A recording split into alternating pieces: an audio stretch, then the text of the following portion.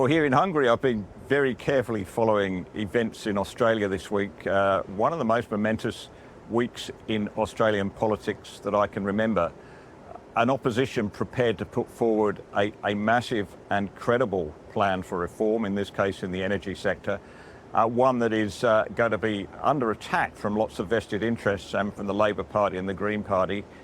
But they've done it. It's out there now. The question now, I think, for Chris Bowen is, well, what is your alternative? If not nuclear, then what? Well, we know what that what is, or what he thinks it is. It's wind and solar. And in an announcement which received far less coverage this week than the opposition's, Tanya Plibersek this week made the extraordinarily controversial and sad decision to approve the Upper Burdekin Wind Farm.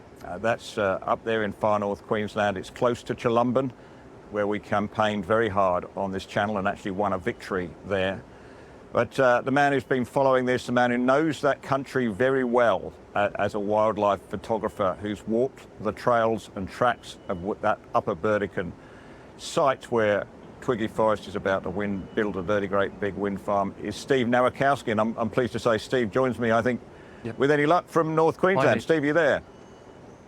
That's right. Hello, Nick. How are you? Steve, Yeah, good. I hardly need to ask you I hardly need to ask you this question, but how devastating was this news when it came through this week? Oh, it's absolutely devastating and really traumatic for a lot of people that know that area.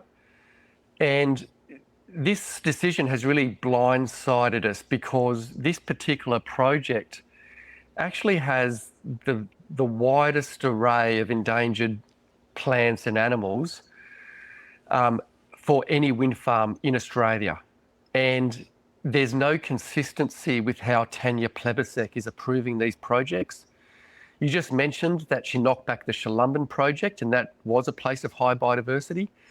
But this Upper Burdekin wind farm site leaves that in the dust. There's far more endangered plants and animals on this particular site, yet she's approved it.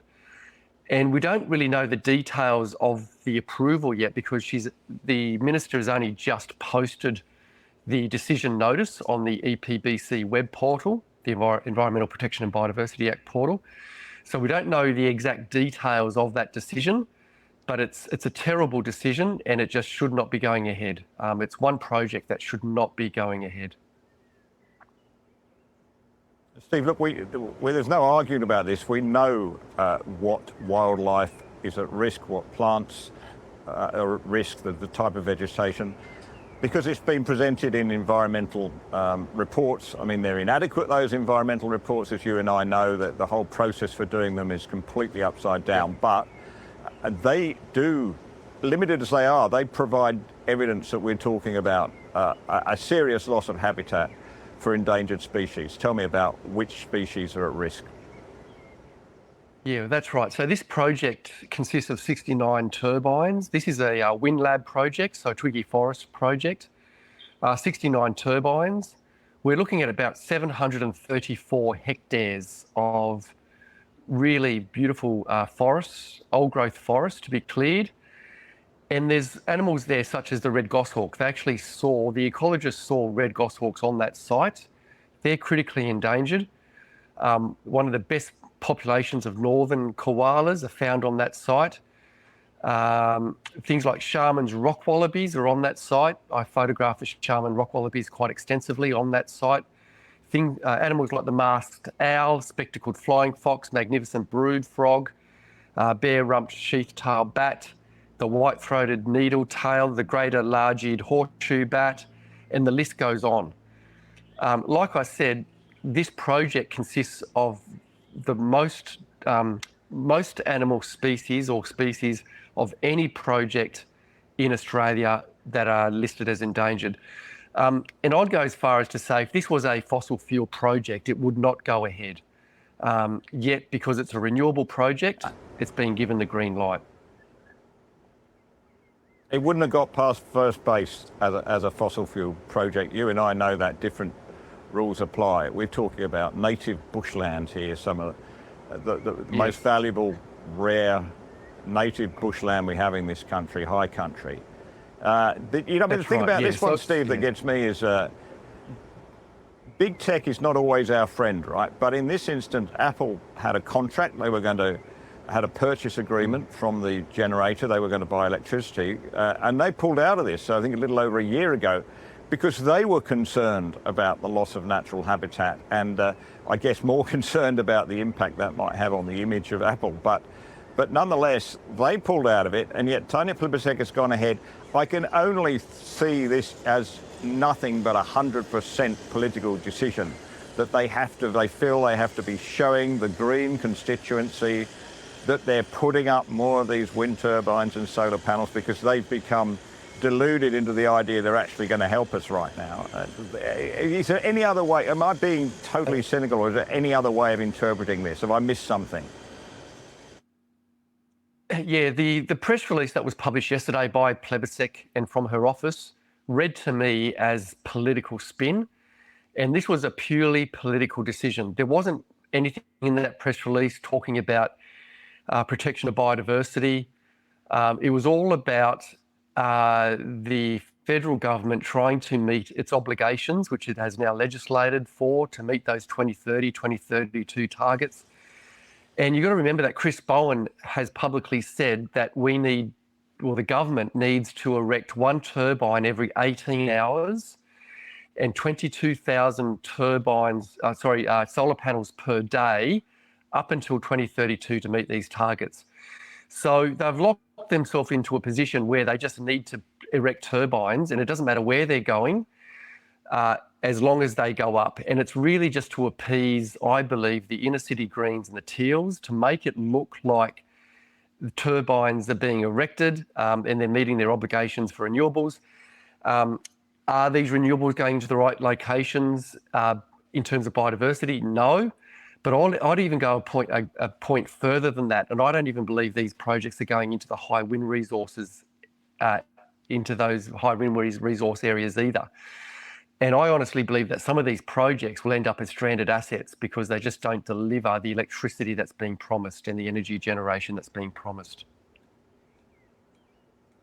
That's right, Stephen. I was in Finland a few weeks ago, as you know, and I was looking at some wind projects there, way up in the Arctic Circle.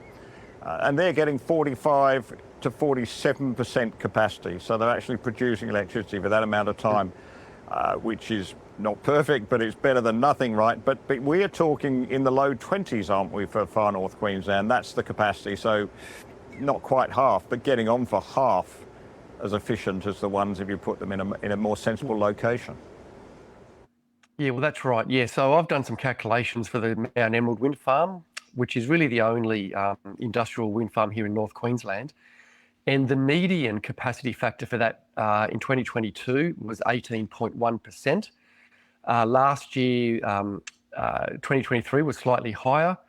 But we're looking at if you look at the mean with the average capacity factor, you're looking at low 20s, 21, 22, 23% capacity factors, which is really a dismal amount of electricity generation coming out of a project that's worth hundreds and hundreds of millions of dollars. And this Upper Burdekin Wind Farm, this is a $2 billion project, $2 billion, and it's probably only likely to generate, say, 22, 23% capacity factor. So really dismal return on capital investment. I don't understand how this can even be a viable proposition. I do understand it's all about the subsidies and the certificates, really. So you take away those certificates and the industry falls over. Of course, Steve, spot on. Yeah. We know that. But the question again for Mr. Bowen is, if you say, well, let's take your higher end figure, 22% of the time, so that's roughly, it'll work on a Monday, but it won't work from Tuesday to Friday. What is Mr. Bowen planning to fill in the gap for the rest of the time? 78% of the time. Mr. Bowen, can you tell us, please, if you reject nuclear, what is your alternative? Is it gas? Because, there's problems with that. It's attached to first of all, it's a fossil fuel. It produces carbon, if that's your worry. And secondly, you're hostage to international gas prices. Batteries, you are kidding me. You are absolutely kidding me. Pumped hydro. Well, that dream is collapsing very quickly. And you, I think, have come to this position. You were anti-nuclear at one stage, right? But you've come round to it. Tell me why. That's right. Yes, I was anti-nuclear because I believed the hype and the propaganda that was being perpetuated by the green groups.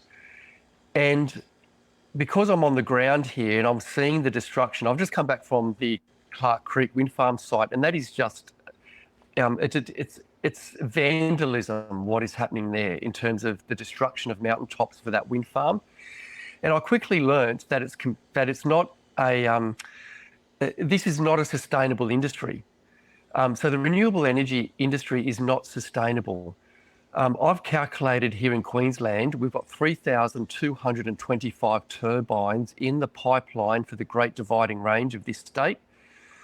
And if I include the projects that I don't know the number of turbines for, such as Proserpine Wind Farm, Youngalla and many others, we're looking at over 4,000 turbines. And that's going to deliver around 22 gigawatts of electricity, nameplate capacity.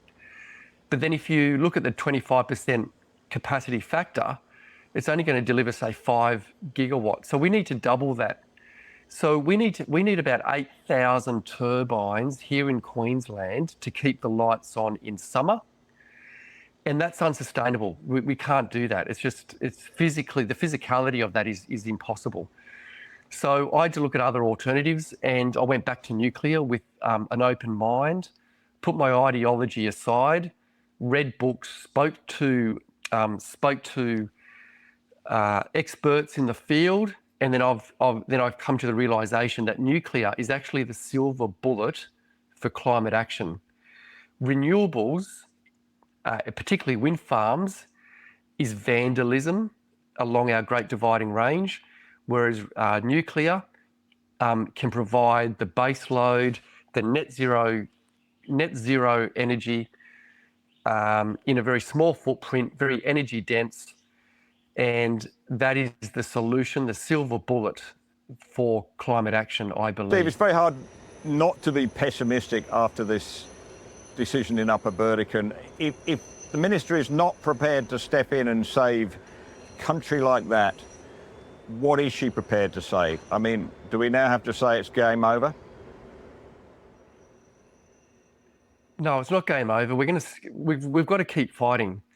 There's another 47 wind farm projects along the Great Dividing Range of Queensland, and we need to stop this. My message to Tanya Plibersek and Chris Bowen is that we just need to stop. We need to stop this rollout, and we need to take a step back and look at this transition in its entirety.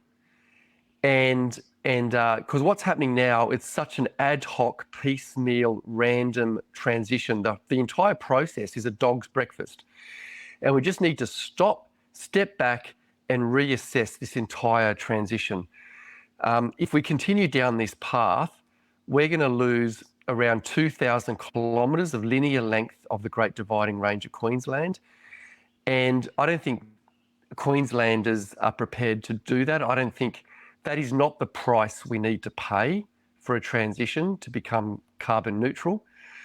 So it's easy to become pessimistic, but we need to continue fighting and trying to save what is left of this great state of Queensland. And Peter Dutton's announcement today has given me hope and optimism, and it's given us, there's optimism there that if there was to be a change of government, we can actually step back from this process and look back at this whole transition in a holistic manner. So that's given me a lot of optimism as well. So I know it has given a lot of other people optimism. So we're just going to keep fighting and trying to make sure that we just need to stop these really inappropriate projects. So, in Upper Burdekin, like I said, this Upper Burdekin project is the worst of the worst.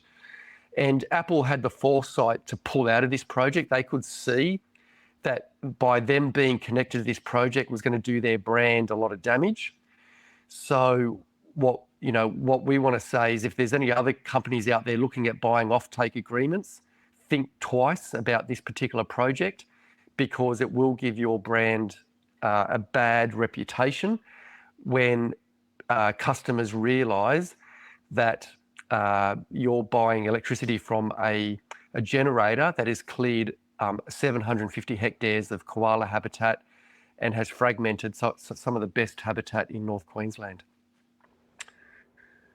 Now, if people want to make their voice known, they can do so through this petition that Rainforest Reserves, this wonderful body you're attached That's to, right. has organised. Can you tell us the details of that? How can they sign? How can they put their name and say, this is not in my name? Stop. Well, that's right, yeah. So we've just launched a petition, and that's going to the state government, because the state government is just as bad as the federal government. They're just really reckless with this rollout, and they're just approving projects willy-nilly. They've got a streamlined approval process. So the best way to sign this petition is to go to the rainforestreserves.org website. Simply just go to Google and put in Rainforest Reserves Australia, and you'll come across the website, and you can sign the petition there.